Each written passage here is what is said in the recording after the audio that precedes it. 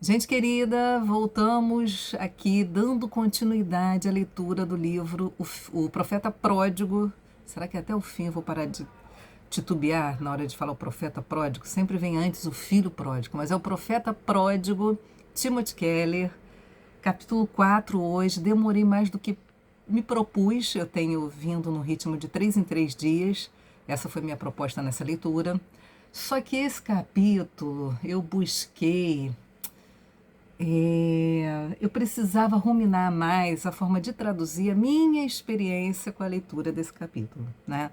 Porque eu acho que quando eu compartilho aqui com vocês a minha experiência, eu acho que a gente pode perceber que lemos igual ou não, o oposto disso, que lemos diferente e aí que lemos, né, de forma diferente e que o seu ponto de vista na sua leitura, quando encontra aqui com o meu, dá uma, né, a gente faz um olhar mais completo de repente. Enfim, eu acho essa troca aqui muito válida e enriquece a nossa leitura, porque tem a minha leitura de acordo com a minha vivência e tem a sua leitura de acordo com a sua vivência. E essas coisas podem se somar, se esclarecerem uma outra a outra.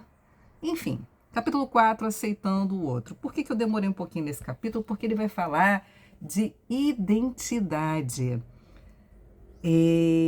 Quando o capitão do navio faz as perguntas para Jonas, capítulo 1,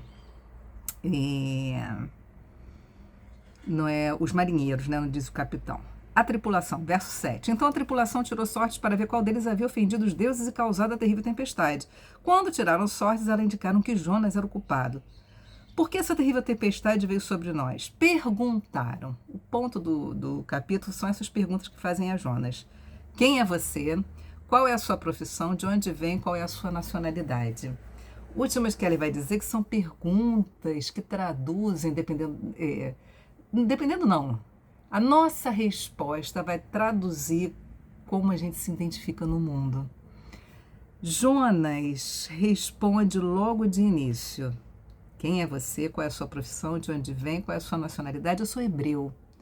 Esse é o ponto aqui que nos ajuda a enxergar porque Jonas tem as atitudes que tem. Nós já vimos em vídeos anteriores, é importante que você percorra esse caminho dos vídeos anteriores, que a identidade nacional de Jonas é fortíssima. É por conta disso que ele foge da ordem de Deus. Ir para Nínive, ir por uma terra inimiga, pregoar que o juízo de Deus, que vem confrontar sim, mas que se gerar arrependimento traz salvação e vida para inimigos, não, a nacionalidade dele era muito forte, a identidade dele tinha a ver com a sua nacionalidade, por isso ele responde logo de cara, sou hebreu, depois adoro o Senhor, Deus dos céus, que fez o mar e a terra.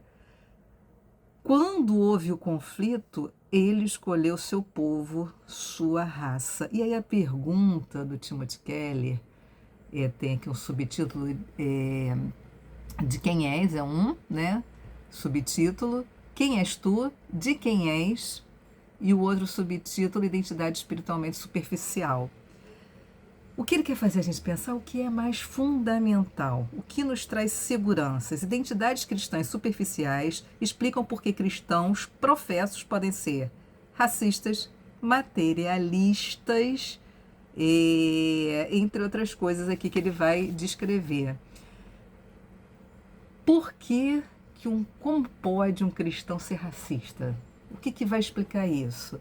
É o que vai estar dentro do subtítulo Identidade Espiritual Superficial, quando a nossa identidade não está firmada no amor de Jesus por nós, outras coisas vão ocupar isso.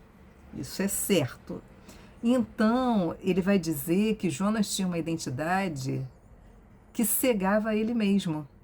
Ele era um profeta em posição privilegiada, porque tinha revelação de Deus. Olha só, Deus revelou a ele seus preceitos, a forma de adorá-lo, a forma de viver em comunidade. Tudo esse povo tinha essa orientação, um povo privilegiado, mas isso gerou em Jonas orgulho. Ele vai falar de Pedro. Pedro também tinha uma posição privilegiada, andou com Jesus no grupo mais secreto de Jesus.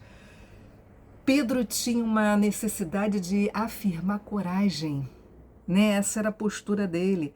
E então, quando ele tem um ato de covardia, que é o ato de negar Jesus 3 vezes e de abandoná-lo, ele perde a identidade dele, porque a identidade dele estava firmada na sua intrepidez. Eu faço, eu vou, eu jamais te abandonarei.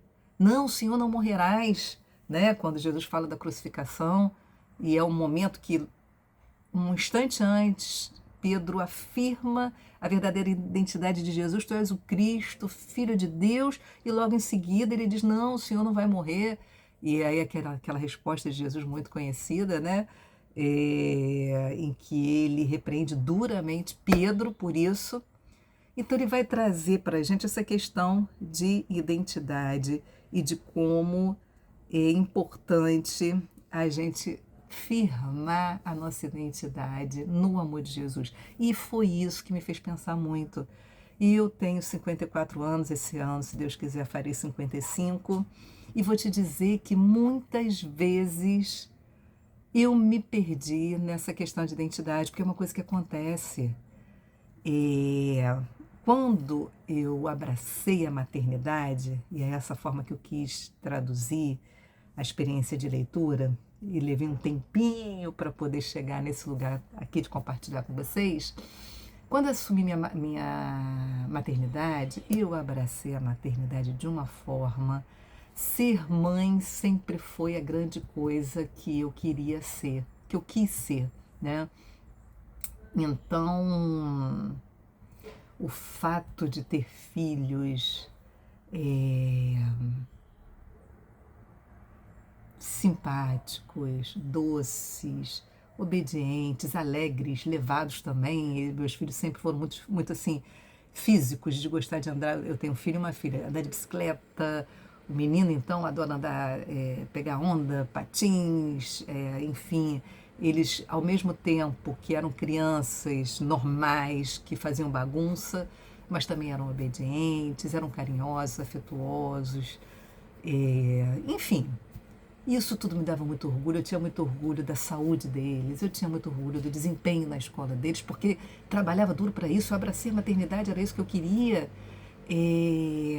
Uma questão também, um desejo que é muito natural em pai e mãe, de querer proteger o filho das frustrações, das tristezas, das angústias do mundo. Então a minha maternidade era muito central. O que me dizia a respeito, que me dava orgulho, que me colocava nesse lugar. Quem Luciana é? Eu sou mãe de Esté e Daniel, dessas crianças maravilhosas. Antes disso, meu orgulho estava na forma que eu servia a igreja. Eu já fiz tudo que vocês podem imaginar dentro de igreja. Eu sou formada em administração de empresas, é uma das minhas formações. Então já administrei 2 igrejas, projeto social, líder de ministério, criei ministério, professora de escola dominical, tudo que vocês podem imaginar dentro da igreja eu fiz. Então, Luciana é aquela que dá aula, professora da escola bíblica dominical, líder de tal ministério, administradora da igreja. E aí você só encontra razão, você só tem motivação, aquilo que te impulsiona é o que você faz. Só que teve um momento de virada muito chave, teve vários momentos, a gente tem na vida, né, vários momentos de virada importantes, e um meu muito importante que me fez ver a importância de estar firmada no amor de Jesus por mim, foi quando já o meu marido ali, próximo do falecimento dele, eu tinha estado com ele numa quinta-feira, ele já na UTI, mas falando, interagindo, falou com as crianças por telefone, enfim. Me despedi dele, visita de UTI, né, por tempo, tem um horário ali, você tem que ir embora. Me despedi, fui para casa. Na sexta de manhã o hospital ligou mandando eu ir lá. Já sabia que alguma coisa tinha acontecido, porque para ir fora do horário e tal. Quando eu cheguei, o quadro já era outro. Ele tinha tido um AVC hemorrágico na noite, né, durante a noite. Aí estava já aquele quadro de entubado, aquela questão toda, e eu entendi que eu precisava mandar meus filhos verem o pai. né? Virem para ver o Pai. Eu jamais vou esquecer, um quadro que jamais eu acho que eu vou esquecer na vida, a hora que meus filhos entram na UTI e se deparam com o pai naquele estado. Naquele momento eu entendi que eu podia fazer todo o esforço do mundo, mas seria impossível proteger meus filhos do sofrimento. O olhar, a cara que eles fizeram quando eles viram o pai, o sofrimento, o choro, eu jamais vou esquecer. E ali caiu uma ficha muito importante depois desse episódio, né? Além da perda do marido em fevereiro, em abril, meu filho teve meningite. Tinha 2 meses que ele tinha perdido o pai. Foram 40 dias de internação, ele quase morreu também. Dores assim excruciantes e você não pode fazer nada. Naquele momento, a minha identidade de mãe que cuidava bem dos filhos, filhos que tinham a vida, né? Toda regradinha, bonitinha, com rotina. Meus filhos não eram crianças que ficavam muito adoecidas. O menino, especialmente, pouquíssimas vezes adoeceu. Ver ele naquele estado, isso tudo foi tirando, né? Minimizando não, trazendo para mim esse choque de realidade de que a minha identidade não era a maternidade que eu tinha construído, né? Estou falando da minha maternidade, que existem vários tipos de maternidade. E aí foi caindo cada vez mais a ficha em determinados momentos da vida que a gente não pode firmar nossa identidade naquilo que a gente faz, na nossa nacionalidade. A nossa identidade precisa estar firmada em Cristo. É isso que nos traz segurança, porque quando eu falho, o amor de Cristo permanece igual. Eu não preciso de performance para Cristo me amar mais. Quando eu lido com as dificuldades, com as coisas que não parecem ter coerência, eu só preciso saber que o amor de Deus por mim permanece, que Ele é cuidadoso, fiel. É impossível que Deus se contradiza. Ele vai permanecer, se contradiga, desculpa, ele vai permanecer até o fim. Ele vai estar comigo quando os piores dias da minha vida acontecerem, quando eu não tiver nada para dar para ele, às vezes nem uma oração. Isso aconteceu muito na internação do meu filho. E eu vejo como que Deus, na sua misericórdia, consolou, colocou gente, proveu. Meu filho hoje é um menino aí que vive sem sequela nenhuma da meningite que teve. Então eu queria traduzir muito para vocês, para além do que o Timothy Keller fala aqui. Timothy Keller vai falar de Jonas. E eu e você? Quais os riscos da gente não firmar a nossa identidade no amor de Jesus? Então eu preciso performar, eu preciso ser líder de ministério, servir loucamente, eu preciso ser uma determinada esposa, eu preciso ser, né, ter um padrão de maternidade ou de profissão. São N coisas. O ponto é que é um esforço que não vai gerar a segurança que a gente tem em sermos filhos amados do Pai. O C.S. Lewis, no Peso da Glória, eu amo esse livro, ele fala uma coisa que eu, sempre que eu estou titubeando nessa minha identidade primeira, que é o amor de Cristo, eu lembro dele falando, como pode, naquele texto onde as pessoas falam, mas nós te servimos, curamos pessoas, e Jesus fala, eu não conheço vocês. Que coisa terrível é essa sentença, o Deus que tudo sabe, tudo vê, tudo conhece, dizer que não conhece alguém, você está totalmente fora, excluído. Em contrapartida, quando ele diz, vem servo bom e fiel, vem para o gozo do seu Senhor. E aí eu acho lindíssimo que ele diz que isso é o que a gente quer ouvir, a gente quis ouvir a vida inteira. O nosso desejo é por chamar atenção. Olha papai, olha mamãe, olha como eu sou bom, olha como eu faço, olha a sociedade, como eu sou uma boa mãe, uma boa esposa, olha a igreja, como eu sirvo. O tempo todo a gente anseia No fim é por ouvir, vem, servo bom e fiel, entra no gozo do teu Senhor. E é isso que a gente não pode perder de vista. Esse braço aberto do Pai foi aberto por Cristo, não se fecha, é uma mão que está sempre estendida, é um ouvido que está sempre atento, é o olhar de Deus sobre a nossa vida. Isso está garantido. Vem para o gozo, entra para o gozo, eu te conheço pelo nome. Essa é a nossa segurança. Nada que a gente performar vai substituir isso. E para não sair totalmente de Jonas, ele se perde porque a identidade dele, que é o subtítulo aqui, a identidade dele é espiritualmente superficial. Se sua raça era mais fundamental para sua autoimagem do que sua fé, isso começa a explicar porque Jonas se opunha a chamar Nínive ao arrependimento. A perspectiva de chamar pessoas de outras nações à fé em Deus não seria nada atraente sob nenhuma circunstância para alguém com uma identidade espiritualmente tão superficial.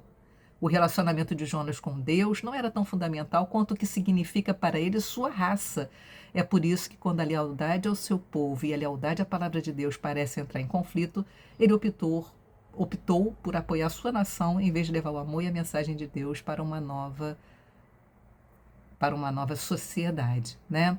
Então ele vai falar da cegueira, dos problemas que isso vai gerar na nossa vida, e eu queria dizer para você que a gente tem que todo tempo retomar essa identidade. Nada é mais importante do que sabermos que o que nos espera hoje, todos os dias da nossa vida, até o fim, é esse olhar bondoso, longânimo de Deus sobre a nossa vida.